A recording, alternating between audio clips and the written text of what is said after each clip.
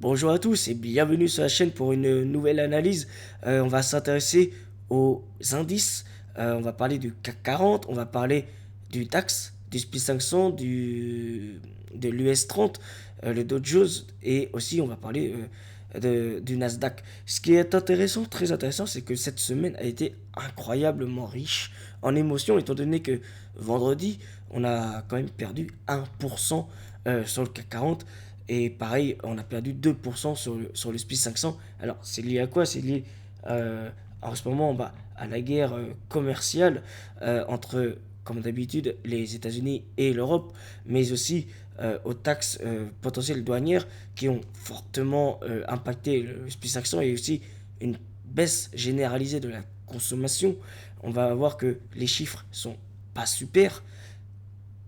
On l'a bien vu sur le marché chinois, sur le marché asiatique pour les actions du luxe, les entreprises de luxe comme LVMH, Kering, LVMH, L'Oréal. Et on va tout de suite regarder d'ailleurs maintenant les différentes, euh, les différentes actions qui ont été massacrées, permettez-moi, en tout cas ces derniers jours, comme par exemple nous avons Stellantis, et par exemple aussi une baisse de 3,66% avec ST Microélectronique. Est-ce que ce sont des prix intéressants à l'achat? Non, étant donné que nous sommes dans un RSI très faible à 32 et puis je pense qu'on pourrait aller chercher un endroit de survente et puis quand on voit que ça c'est un couteau qui tombe donc de préférence on ne rentre pas dedans, étant donné que plus Stellantis depuis un an, elle n'a fait que se casser la figure. Et depuis son plus haut, il y a pile un an, et regardez, il y a un an, on était à 26 euros l'action, nous sommes à 10 euros l'action, et même si vous étiez en portefeuille très très long terme, ça va prendre du temps à Stellantis pour retrouver ces beaux jours. Pareil pour ST Microélectronique. C'est pareil pour l'instant. On reste vraiment sur le banc de touche parce que ce sont des actions à éviter. En revanche, Total, eh bien, on connaît la Total Energy qui est quand même une action intéressante. Bon, avec des rendements intéressants, un dividende intéressant, mais en tout cas, c'est plus safe d'investir dans du Total que dans du Stellantis par exemple. J'aimerais regarder quand même, on a parlé tout à l'heure du secteur du luxe et on voit bien avec Hermès qui a complètement déroulé en bourse. On est de nouveau sur un point potentiellement intéressant, mais c'est très fragile, surtout vu du contexte actuel, c'est fragile. C'est plutôt, faut rester, je dirais, attentif sur le banc de touche. Ceux qui veulent shorter, vous pouvez shorter, mais alors tranquille, dans le sens où, par exemple, on va faire plutôt ce genre de configuration dans des positions short. Euh, donc là, et ce serait plutôt ce genre de trade à faire. C'est risqué, bien sûr. Qu'est-ce qui nous dit que ça y va ou ça n'ira pas?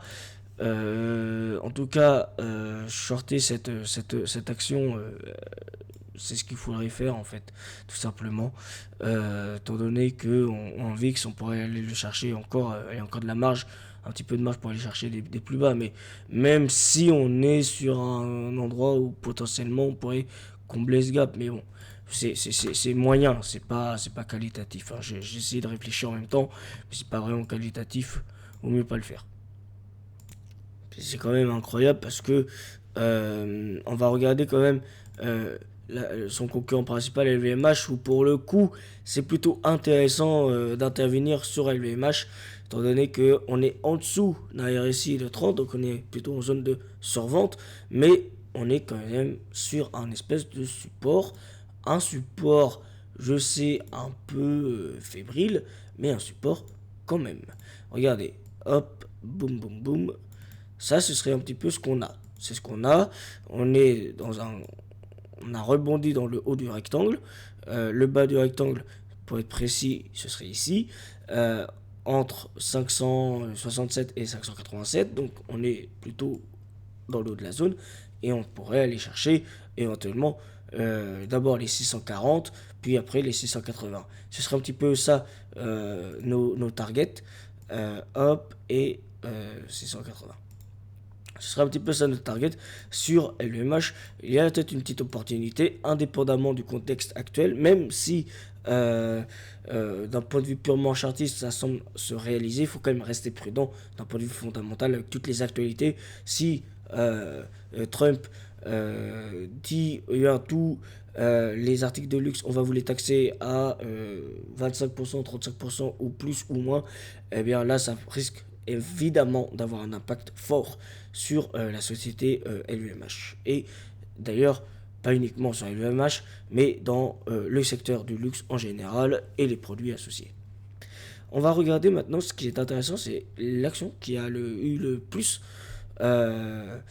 qui est sorti le plus positif ce vendredi. En tout cas, bon, c'est pas Ricard, mais après, ça, faut pas trop s'étonner. On était déjà dans un rallye baissier depuis bien longtemps, mais surtout, on est sur une zone, on peut dire un peu une zone support très très très très très très euh, très longue, cette zone support, dans le sens où on n'est pas revenu une seule fois dans cette zone-là depuis 2016. Donc, Pernod Ricard est revenu sur des niveaux de 2016, donc il y a 9 ans quasiment. Et ça, c'est quand même incroyable de se dire que il y a beaucoup d'actions sont revenues, pardon, même euh, avant, avant la crise, bien la crise de 2020, de Covid, bien avant. Et est-ce que c'est intéressant d'un point de vue long terme à acheter? Ben, je pense que je ferai une vidéo spécialement dédiée à Pernod Ricard pour voir un petit peu ce qui se trame dedans, parce qu'il y a forcément des objectifs qui n'ont pas été atteints, des investissements qui n'ont pas été peut-être rentables, et ça, ce serait intéressant de faire l'objet d'une vidéo, de parler de Pernod Ricard, étant donné que c'est plutôt un sujet intéressant à voir. Pourquoi cette action a dévissé? Pourquoi elle a un prix à 94 euros? Et est-ce que ce serait intéressant d'investir? Eh bien, je pense que j'en ferai une vidéo. Ensuite, non, j'ai pas envie de parler de Carrefour parce que je suis pas fan du monde de la grande distribution. Je vais plutôt vous parler maintenant. J'aurais aimé vous parler du gold. Et oui, on n'en parle pas beaucoup ici sur cette chaîne, mais j'ai envie de vous parler du gold. Le gold, il traduit quoi? Il traduit les incertitudes et les inquiétudes des investisseurs. Les investisseurs se sont réfugiés dans ce métal précieux parce que c'est une valeur refuge, tout le monde le sait, tout le monde le connaît, et c'est plutôt ce comportement-là qui fait que c'est plutôt un signe précurseur de j'ai peur de ce qui se passe actuellement. On va regarder quelque chose d'intéressant, j'ai quand même envie de regarder le comportement du gold lorsqu'on était en 2020, durant la crise. Eh bien, bon, 2020, on ne savait pas vraiment, on était là, en mars 2020, on était en pleine crise, mais il n'y avait pas toutes ces inquiétudes. On savait qu'on allait être confiné, on s'était déjà pratiquement mis en place, mais il a fallu du temps. Parce qu'au bout de 6 mois, 8 mois de confinement ou on ne sait pas, il y avait de plus en plus de morts de ce contexte-là, eh bien, évidemment, on avait un petit peu paniqué à l'époque et on s'était réfugié dans l'or. Et là, on voit bien qu'il y avait eu ici beaucoup plus de, un vent de panique en tout cas, et on s'était réfugié sur ce métal précieux. Et on peut voir pendant les crises, hein, c'est en 2007 par exemple, là encore une fois, la crise des subprimes, accélération, même pas pendant un an de cours de l'or. Donc on peut faire aussi un petit peu une comparaison, et on voit bien, hein, depuis décembre 2024, c'est ce rallye haussier extrêmement haussier sur l'or, et qui continue. Mine de rien, j'ai quand même envie de rajouter un indicateur pour voir quelque chose, le RSI. Voilà, je viens de rajouter le RSI, et puis on voit bien que on est au-dessus des 70, donc on est même en surachat actuellement sur le cours de l'or, mais en tout cas ça traduit bien cette peur, en tout cas sur les marchés, et on voit bien peut-être même des liquidités qui sont les gens qui ont des portefeuilles, des actions, et je pense qu'ils ont une conversion et qu'ils sont en train de convertir leurs actions en or, et ça c'est plutôt inquiétant. On sait aussi que euh, Warren Buffett, il a énormément de trésorerie disponible, non investie, et parce qu'il ne sait pas dans quoi investir actuellement. Et là, c'est plutôt intéressant de se dire qu'il se prépare déjà à affronter une baisse générale des marchés et aussi à racheter des entreprises en difficulté et à racheter des actions à un prix beaucoup plus compétitif que maintenant. J'ai quand même envie de regarder rapidement le côté indice. Je vais regarder le SPY 500. Voilà, on en a parlé en début de vidéo du SPY 500 qui avait perdu 2%. C'est incroyable. On voit bien qu'il y a la consommation aux États-Unis baisse, les inquiétudes liées aux taxes, avec des taxes douanières, la pratique de guerre commerciale de Donald Trump. Et ça, en fait, les investisseurs américains, bah, ils ont peur. Et ça se traduit dans la confiance de l'indice. On voit bien que l'indice, il perd beaucoup de points, ce qui est énorme parce que perdre 130 points pardon, en une journée, c'est énorme pour un indice comme le SPY 500, sachant que il y a quand même énormément de belles entreprises dedans, mais en tout cas il y a cette peur, en tout cas cette panique qui ne désemplit pas, étant donné qu'on voit bien que depuis quand même février, son plus haut, il y a toujours ce vent de panique, mais surtout très violent, très accentué par tout ce qui se passe. Je regarde le Dow Jones, bah pareil, on est côté États-Unis, c'est pareil, on est dans une situation où en ce moment, il y a beaucoup d'inquiétudes, beaucoup de peur, beaucoup d'incertitudes, et c'est pour ça qu'on voit cette baisse généralisée et qui se, se, se, se transmet sur les différentes places boursières. Pareil, sur le S100, le Nasdaq, où il y a aussi des entreprises qui sont dans le SP500 et dans le Dow Jones, pardon. Donc, voilà. Est-ce que c'est intéressant actuellement d'investir? Euh, pour l'instant, je dirais, il faudrait être patient, attendre encore un petit peu, vraiment ne pas être pressé. Il y aura des opportunités beaucoup plus intéressantes à saisir pour constituer un portefeuille en moyen long terme.